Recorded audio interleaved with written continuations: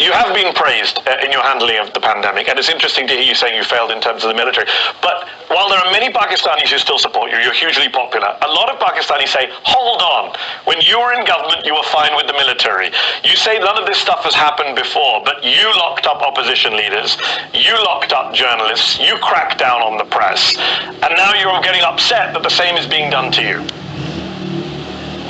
Look, the term false equivalence, you cannot compare what was going on in my time to this. In fact, General Musharraf, martial law was more liberal than what is happening right now.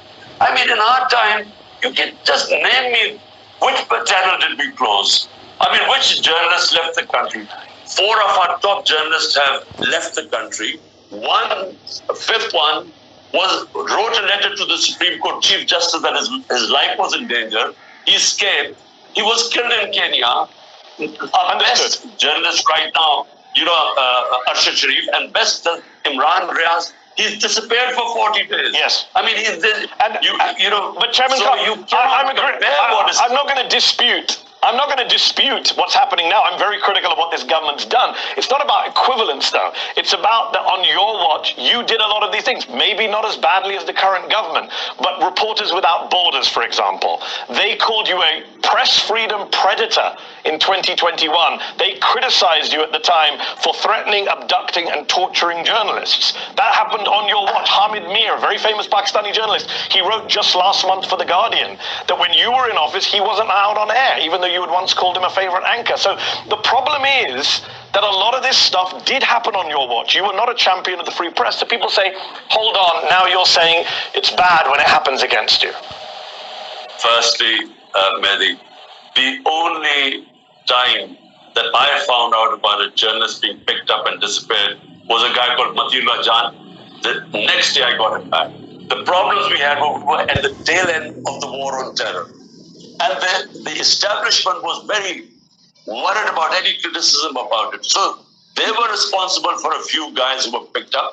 But this was nothing compared to what's going on. The only thing what we tried to do was there was fake news on social media, and that was, causing havoc because they would be slandering people and so on.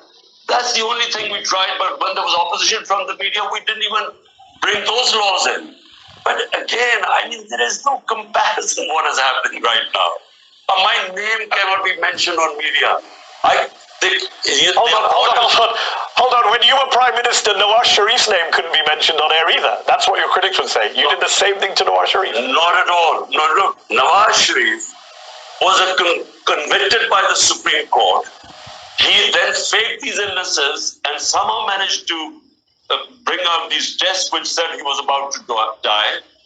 Then his brother gave an affidavit that he's just going 2 weeks for treatment to come back. A convict.